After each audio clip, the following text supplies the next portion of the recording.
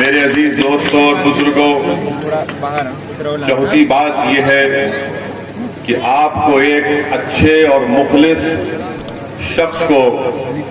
यहां से इस असेंबली के हलके से, इस विधानसभा से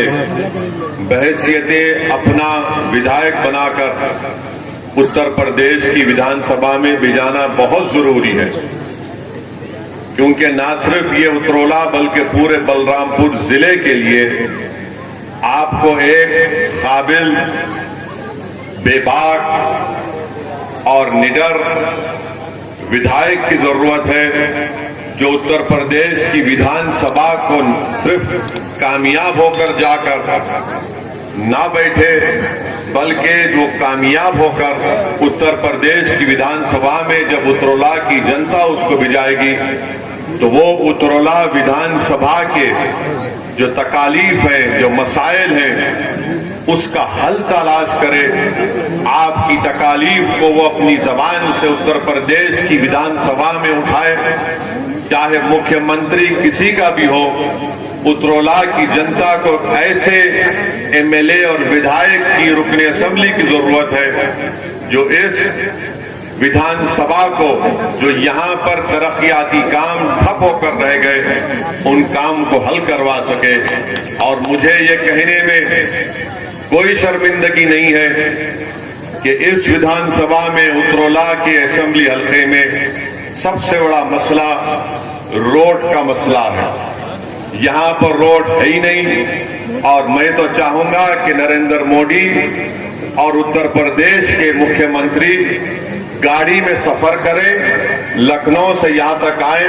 और अगर उनकी कमर में और सर में दर्द ना हो तो हम भी कहेंगे कि रोड है यहां पर। उतरौला में, बलरामपुर में कहीं पर भी रोड नाम की चीज नहीं है।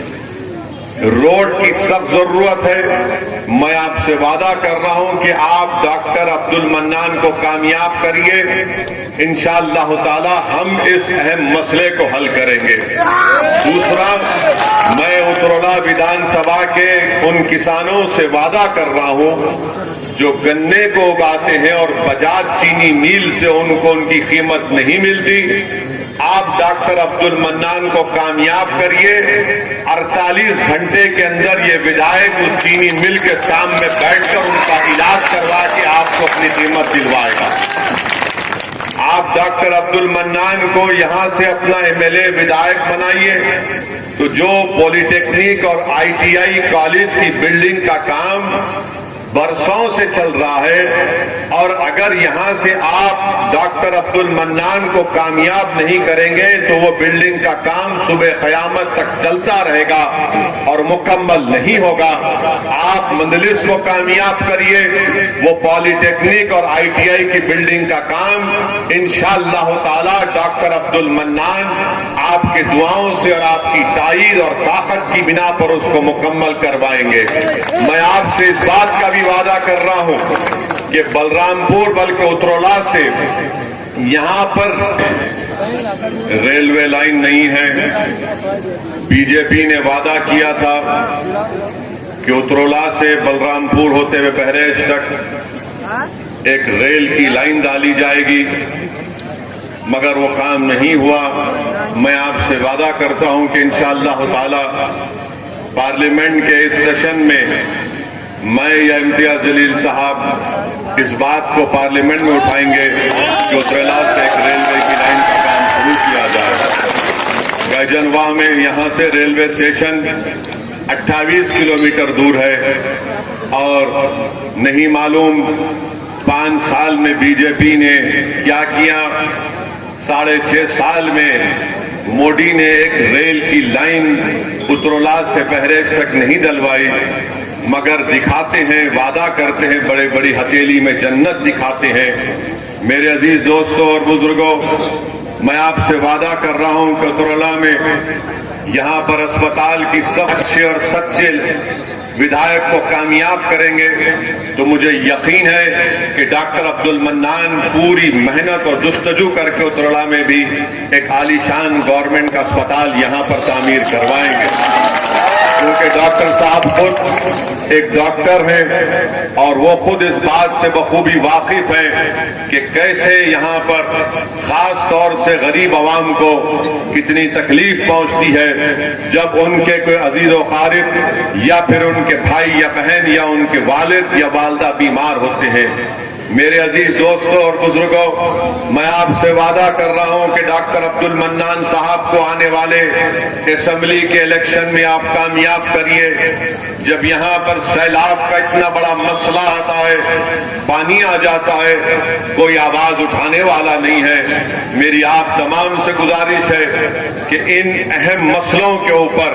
आप अपनी नजर रख के अपने वोट का सही इस्तेमाल करिए, क्योंकि विधायक का काम यह होता है कि वो सिर्फ असेंबली में जाकर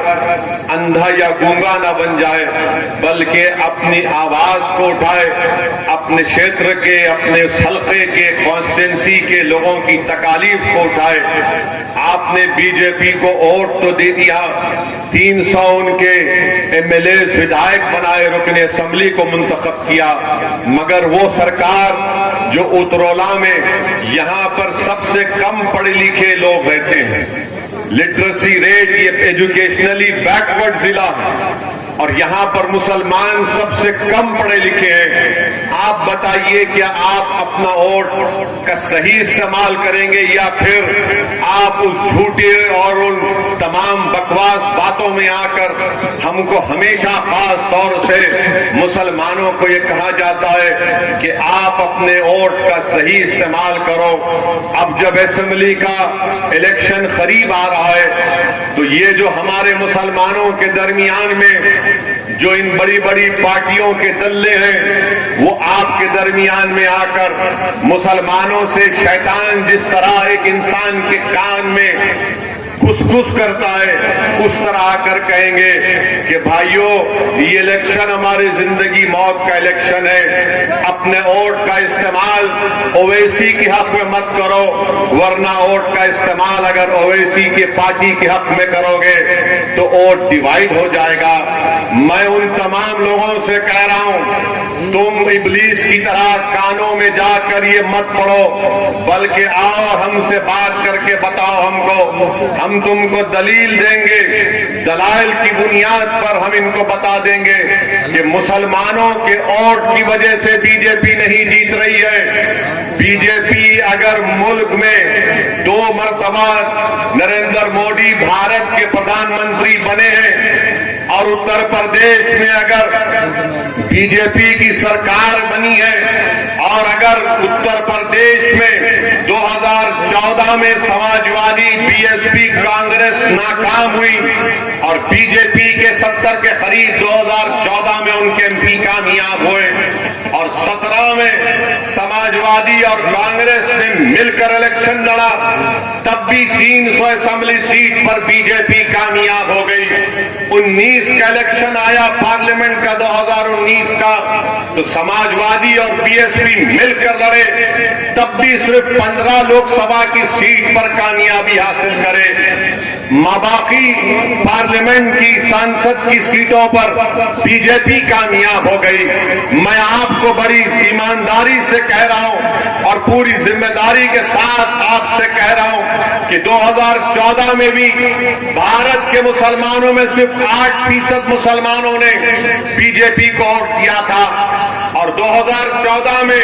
नरेंद्र मोदी को 34% हमारे हिंदू भाइयों ने वोट दिया था और जब 2017 के